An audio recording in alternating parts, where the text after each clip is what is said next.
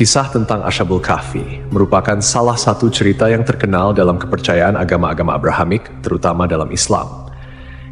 Kisah ini menceritakan sekelompok pemuda beriman yang melarikan diri dari penganiayaan seorang raja yang zalim dan berlindung di dalam sebuah gua. Gua tersebut kemudian menjadi tempat mereka tertidur selama 309 tahun, seperti yang diisyaratkan dalam Al-Quran, tepatnya dalam surat Al-Kahfi ayat 9 sampai 26. Setelah ribuan tahun, lokasi gua ini sempat hilang dan tidak ditemukan oleh siapapun, yang menyebabkan kisah ini dianggap oleh beberapa orang sebagai mitos karena kurangnya bukti arkeologi. Namun pada tahun 1963, seorang arkeolog dari Yordania berhasil menemukan sebuah gua di daerah Ar-Rajib, Yordania, yang diyakini sebagai gua tempat bersembunyinya Ashabul Kahfi. Penemuan ini mengungkap banyak bukti yang cocok dengan deskripsi dalam Al-Quran. Di dalam gua tersebut ditemukan 8 kuburan kuno yang diduga merupakan tempat peristirahatan para pemuda Ashabul Kahfi serta sebuah kerangka rahang atas seekor anjing yang sesuai dengan kisah dalam Al-Quran bahwa seekor anjing turut menjaga pintu gua. Menurut tradisi Nasrani, 7 pemuda tersebut dikenal dengan nama Maximilianus, Martinianus, Dionysius, Yohanes, Konstantinus, Lamblicus, dan Antonius. Sementara dalam Islam, nama-nama mereka tidak disebutkan secara spesifik dalam Al-Quran, namun beberapa ulama dan sejarawan menyebut mereka sebagai Martelius, Cassitius, Sidemius, Mixalmina, Mikaslimina, dan Tamliha. Terdapat juga seorang pemuda penggembala yang membawa serta anjingnya untuk menjaga mereka. Pemuda-pemuda ini merupakan penasihat atau pembantu seorang raja zalim bernama Dikianus atau Dikianus, yang dalam beberapa catatan sejarah dikenal sebagai Decius, seorang kaisar Romawi yang berkuasa pada abad ketiga Masehi. Decius dikenal sebagai seorang penyembah berhala yang kejam, terutama terhadap mereka yang beriman kepada Tuhan yang Esa. Para pemuda ini melarikan diri dari ancaman hukuman mati yang dijatuhkan oleh sang raja karena mereka menolak untuk menyembah berhala dan tetap teguh pada keimanan mereka kepada Allah. Setelah tertidur selama 309 tahun, para pemuda tersebut bangun dan mendapati bahwa keadaan dunia di sekitar mereka telah berubah. Orang-orang di sekitar mereka telah memeluk agama Tauhid dan kepercayaan kepada Tuhan yang Esa sudah tersebar luas. Bukti ilmiah dari penemuan gua ini memperkuat keyakinan akan kebenaran kisah Ashabul Kahfi.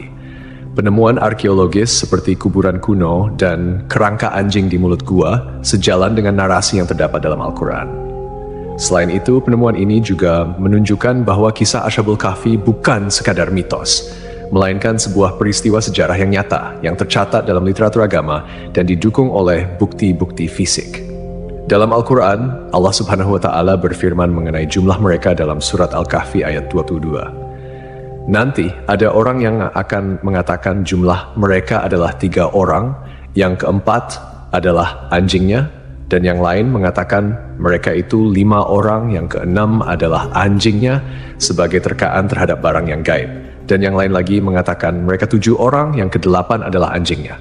Katakanlah, Tuhanku lebih mengetahui jumlah mereka, tidak ada orang yang mengetahui bilangan mereka kecuali sedikit. Ayat ini menegaskan bahwa hanya Allah yang mengetahui jumlah pasti dari pemuda-pemuda tersebut, dan tidak ada seorang pun yang memiliki pengetahuan pasti kecuali mereka yang diberi petunjuk oleh Allah. Ashabul Kahfi, seperti yang disebutkan dalam Al-Quran surat Al-Kahfi ayat 11, tidak hanya merupakan bukti kebesaran Allah, tetapi juga mengandung detail-detail yang menunjukkan mukjizat dan keajaiban yang hanya bisa diketahui melalui wahyu.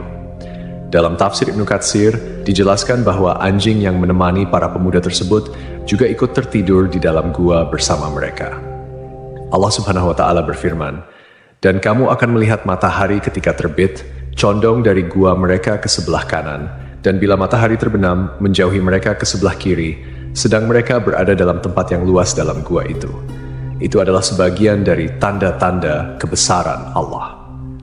Barang siapa yang diberi petunjuk oleh Allah, maka dialah yang mendapat petunjuk. Dan barang siapa yang disesatkannya, maka kamu tidak akan mendapatkan seorang pemimpin pun yang dapat memberi petunjuk kepadanya.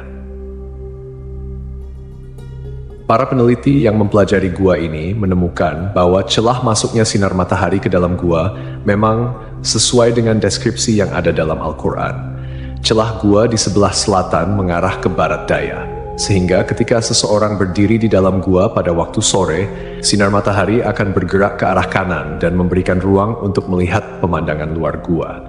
Pada waktu siang hari, sinar matahari tidak masuk ke dalam gua, sedangkan saat matahari terbenam, sinar tersebut hanya sedikit dan sesaat memasuki gua. Fenomena ini sangat menakjubkan karena menggambarkan akurasi detail yang disampaikan dalam wahyu yang kemudian dibuktikan oleh penelitian modern. Selain itu, ditemukan pula tulisan dalam berbagai bahasa kuno di dinding gua yang mengisyaratkan tentang keesaan Tuhan. Ini menimbulkan pertanyaan besar, bagaimana mungkin Rasulullah Shallallahu Alaihi Wasallam bisa mengetahui detail kisah ini yang terjadi 5 abad sebelum kelahirannya dan sebelum turunnya Al-Quran? Jawabannya jelas. Itu adalah wahyu dari Allah, menunjukkan bahwa Al-Quran adalah firman Allah yang mengandung kebenaran sejati. Meskipun ada perdebatan tentang lokasi pasti Gua Ashabul Kahfi, bukti historis, arkeologis, dan astronomis menunjukkan bahwa gua tersebut terletak di daerah Ar-Rajib, sekitar 13 km sebelah selatan kota Amman, Yordania. Beberapa sahabat Nabi Muhammad SAW seperti Ubaidah bin Al-Jarrah, Muawiyah bin Abu Sufyan, dan Ibnu Abbas pernah mengunjungi gua ini dan menyebutkan bahwa mereka melihat tulang belulang para penghuni gua. Bangunan di atas gua tersebut pada awalnya adalah sebuah gereja yang kemudian beralih fungsi menjadi masjid pada masa kekuasaan Islam. Di dalamnya terdapat pilar-pilar batu yang tidak sama tingginya, membentuk lingkaran yang diduga merupakan bangunan yang disebut dalam Al-Quran. Dan demikianlah kami pertemukan mereka dengan manusia, agar manusia itu mengetahui bahwa janji Allah itu benar, dan bahwa kedatangan hari kiamat tidak ada keraguan padanya. Seorang pakar geologi, Nazim Al-Kailani, dalam penelitiannya menyatakan bahwa tanah di gua ini memiliki peran penting dalam menjaga keutuhan kondisi tubuh para penghuni gua. Tanah di kawasan Gunung Rakim mengandung karbohidrat, kalsium, magnesium, serta tumbuh-tumbuhan dan hewan yang jenuh dengan radium. Material ini mengandung unsur logam uranium yang berkilau dan menghasilkan sinar alfa, beta, dan gamma. Jenis-jenis sinar ini diketahui mampu mensterilkan dan menjaga kualitas kondisi daging serta tumbuhan dari kebusukan. Selain penjelasan dari sudut pandang teologis dan sejarah, beberapa ilmuwan juga telah mencoba memahami mengapa tubuh para pemuda Ashabul Kahfi tidak hancur meski tertidur selama lebih dari 3 abad. Dalam Al-Quran, terdapat petunjuk-petunjuk yang bisa menjadi dasar ilmiah untuk memahami fenomena ini. Allah Subhanahu wa Ta'ala berfirman dalam surat Al-Kahfi ayat 15, "Dan kamu mengira mereka itu bangun, padahal mereka tidur, dan kami bolak-balikkan mereka ke kanan dan kiri, sedang anjing mereka menjulurkan kedua lengannya di depan pintu gua." Surat Al-Kahfi. Dari ayat ini terdapat beberapa pelajaran yang bisa kita ambil, terutama terkait dengan bagaimana Allah menjaga tubuh para pemuda Ashabul Kahfi selama mereka tertidur. Salah satu cara yang dilakukan Allah adalah dengan membolak-balikan tubuh mereka, sehingga menghindari terjadinya ulcus decubitus atau pressure ulcer, yaitu luka yang disebabkan oleh tekanan berkelanjutan pada satu bagian tubuh. Jika seseorang berbaring dalam satu posisi dalam waktu yang sangat lama, aliran darah ke bagian tersebut bisa terhambat, yang akhirnya menyebabkan kerusakan jaringan karena kekurangan oksigen dan nutrisi. Dengan memutar posisi mereka secara berkala, Allah menjaga integritas tubuh mereka. Ibnu Katsir, seorang mufasir terkenal, juga menjelaskan dalam tafsirnya mengenai surat Al-Kahfi ayat 19 bahwa Allah dengan hikmahnya menjaga para pemuda ini dari sinar matahari yang berlebihan. Sinar matahari pagi yang lembut memberikan kehangatan dan sinar yang cukup untuk menjaga kondisi tubuh mereka tanpa menyebabkan kerusakan kulit akibat paparan sinar matahari yang terlalu lama. Ini sesuai dengan pengetahuan medis modern, First, yang menyatakan bahwa paparan sinar ultraviolet dari matahari dalam jumlah yang cukup penting untuk sintesis vitamin D dalam tubuh. Vitamin D berperan penting dalam metabolisme kalsium, yang penting untuk kesehatan tulang, sistem kekebalan tubuh, serta fungsi otot dan saraf. Namun, paparan sinar matahari yang berlebihan bisa merusak kulit dan menyebabkan penyakit.